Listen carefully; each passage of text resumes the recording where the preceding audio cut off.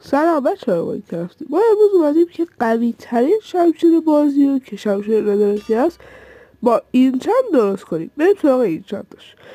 خب شمشیر ندارسی در اول میذاریم و اینچند شارپنس رو در اول کار بهش اضافه کنید.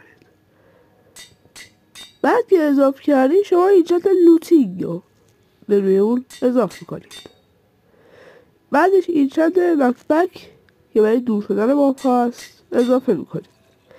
بعدش اینچند فایر اسپکت که باعثش ماباتش میگیره رو بهش اضافه کنید و بعدش هم اینچند آمرکینگ رو اضافه میکنید و بعد اینچند مندینگ که برای XP هست.